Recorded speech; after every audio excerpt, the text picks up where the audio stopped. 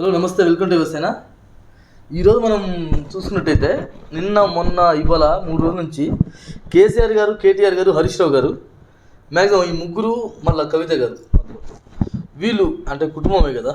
So వీళ్ళందరూ కలిసి ప్రతి జిల్లాలో ఉన్న యంత్రాంగాన్ని, ప్రతి జిల్లాలో ఉన్నటువంటి రాజకీయ యంత్రాంగాన్ని, వాళ్ళ పార్టీ యంత్రాంగాన్ని అందరినీ కూడా ఈరోజు ఒక తాటిపైకి తెచ్చి మళ్ళీ ఇప్పుడు రాబోయే ఎలక్షన్స్, జీపీ కానీ మరియు ఎంపీ ఎలక్షన్స్ కానీ, సో వాటిలో వాళ్ళ యొక్క విజయ అవకాశాల కోసం ఎంతగానో కష్టపడుతున్నారు మనం చూస్తున్నాం. ఇంతవరకు బాగుంది. ఏంద్రా బాయి ఇంతవరకు లేని లోపి నీకెందుకు వస్తుంది మరి ఇప్పుడు అంటే అనిపించవచ్చు ఎవరికైనా. నాకేంటంటే ఆలోచన ఏం లేదు, కానీ చిన్నది విషయం. ఇప్పటి వరకు బీఆర్ఎస్ పార్టీ పరిపాలించినటువంటి గత 10 సంవత్సరాల కాలంలో ఏ రోజు పట్టించుకొని కార్యకర్తని ఈరోజు మాత్రం ఎందుకు పట్టించుకుంటుంది? అది కూడా హెడ్ క్వార్టర్స్కి వచ్చి ఎవరి జిల్లాలో వాళ్ళ జిల్లాలకు వచ్చేసి వాళ్ళని ప్రేమగా ఆప్యాయంగా, ఏం ఫోటోలండి, ఇట్లా చేయబెడతాడు మన కేసీఆర్ సార్, మన కేటీఆర్ని ఇట్లా చేయబెడతాడు, మన హరీష్ రావుని ఇట్లా చేయబెడతాడు. ఫోటోల వరకేనా అండి? అంటే ఇన్ని రోజులు లేని ఒక బంధం అనేది ఇప్పుడు మీకు గుర్తొస్తుంది. ఇన్ని రోజులు లేని బంధం, ఇన్ని రోజులు ఎక్కడ పోయింది మరి? ఇదే బంధాన్ని మీరు గత 10 సంవత్సరాల నుంచి కాపాడుకుంటూ వస్తే ఈరోజు మీకు ఎదురు అంటూ ఉండేది కాదు కదా. ఎదురు ఎట్లా ఉన్నది అంటే మీ పార్టీలో, బీఆర్ఎస్ పార్టీలో ఉన్నటువంటి నాయకులే ఈరోజు మిమ్మల్ని వాడగొట్టారు. ఆ విషయం మీకు తెలుసా? తెలుసు. మీ బీఆర్ఎస్ పార్టీలో ఉండే నాయకులే ఈరోజు మీ ఓటమికి ప్రధాన కారణం. కేసీఆర్ గారు ఇన్ని రోజులు లేనొప్పి ఈరోజు కార్యకర్తల మీద ఎంత ప్రేమ వచ్చిందండి. అంటే దొంగ ప్రేమలు కదా ఇవన్నీ, అవసరం కోసం వాడుకొని వదిలేసే ప్రేమలు కదా ఇవన్నీ. కాదంటారా? అవసరం కోసం వాడుకొని వదిలేసే ప్రేమలు కాదని మీరు అంటారా? అనలేరు. ఎందుకంటే మీ మనసాక్షి అది. ఒకరిని ముందు పెట్టడం, మీరు పని చేసుకోవడం, ఒకరిని ముందు పెట్టుకోవడం, మీరు పని చేసుకోవడం, అది మీ మొత్తం మీ నైజమే అది. సరే, ఇన్ని రోజులు ఏమి రాబాయి నువ్వు అది అనుకుంటే, నేను కూడా 2 రోజులు బీఆర్ఎస్ పార్టీలో నేను ఒప్పుకుంటున్నాను. ఎందుకంటే ఉద్యమ కాలం నుంచి బీఆర్ఎస్ పార్టీలో ఉన్నాను. నేను ఉద్యమం చేసినప్పటి నుంచి బీఆర్ఎస్ పార్టీలో ఉన్నా బాయ్. నేను ఈ మధ్యలో వచ్చిర్రు కొందరు కచ్చిర నా కొడుకులు రాజకీయాల్లోకి, ఎక్కడెక్కడో పార్టీ నుంచి బీఆర్ఎస్ పార్టీకి వచ్చేసి నేను రా లీడర్ అంటున్నారు కొంతమంది నా కొడుకులు. ఇవాళ నేను రా లీడర్ అంటున్నారే. కూల్ ఎక్కడికి వెళ్ళారు ఇన్ని రోజులు? ఎక్కడికి వెళ్ళలేదు. కానీ వాళ్ళు మాత్రం మీకు కావాలి. ఉద్యమాన్ని నరికిన వాళ్ళు, ఉద్యమాన్ని అణిచివేసిన వాళ్ళు మాత్రం ఇప్పుడు మీకు కావాలి. ఆ రోజు నిజాయితీగా ఉద్యమం కోసం పనిచేసి, మీ టీఆర్ఎస్ పార్టీ కోసం పనిచేసి అహర్నిశలు పోలీసుల చేత దెబ్బలు తిని మీ పార్టీని బలవంతం చేసింది ఎవరు? మాలంటోళ్ళు. కానీ మేములే ఎవరున్నారా కార్యకర్తలలో కూడా అంటే వాళ్ళే. ఉంచుకో. ఈ రాబోయే ఎలక్షన్లలో, ఎంపీ ఎలక్షన్లలో కూడా నీ పతనం ఖాయం. చూసుకో, నీ పతనం రాబోయే ఎలక్షన్లలో నీ పతనం ఖాయం. కేసీఆర్ చూసుకో. ఏం చేస్తావు మహా అయితే? ఏం చేస్తావు భయ్? ఇది ఏం చేస్తావు భాయ్ సాబ్? చెప్పు, నేను వింటా. నువ్వు చెప్పు. ఎవడు పనిచేశాడు నీ పార్టీ కోసం? కళ్యాణ్ శ్రీహరి పనిచేశాడా? ఎర్రబల్లి దయాకర్ పనిచేశాడా? చెప్పు భాయ్.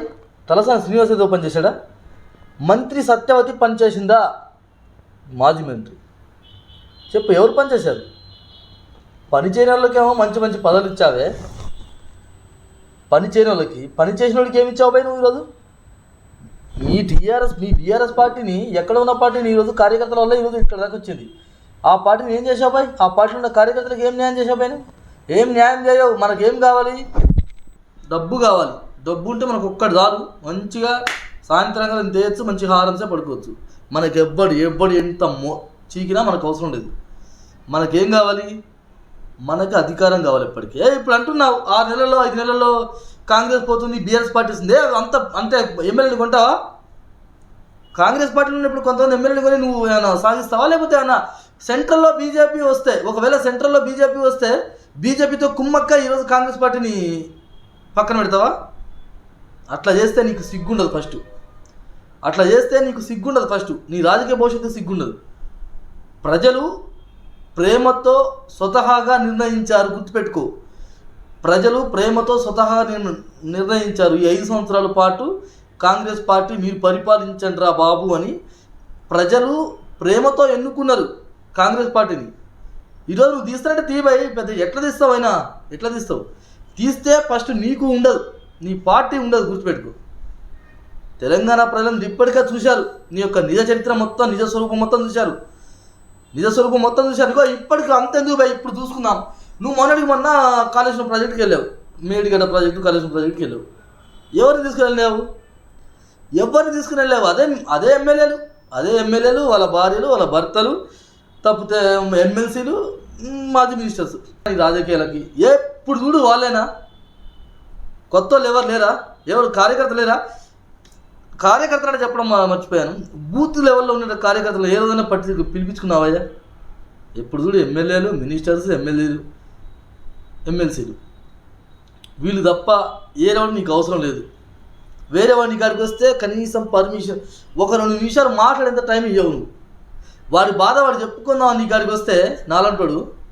నేను కూడా వచ్చాను అఫ్కోర్స్ నీ ఆఫీస్కి, ప్రతి వరకు నేను కూడా వచ్చిన ఒక బాధితున్నే భయ్. ఈరోజు దొరకదు అపాయింట్మెంటు, దేవుడు కదా. అంటే నేను చెప్తున్నా, నేను తిరుమల తిరుపతి దేవస్థానం ఉంది కదా, వెంకటేశ్వర స్వామికి దర్శనం దొరుకుతుంది. బట్ కొంచెం టైం పట్టవచ్చు, ఎంత ఒక 4-5 గంటలు టైం పట్టవచ్చు.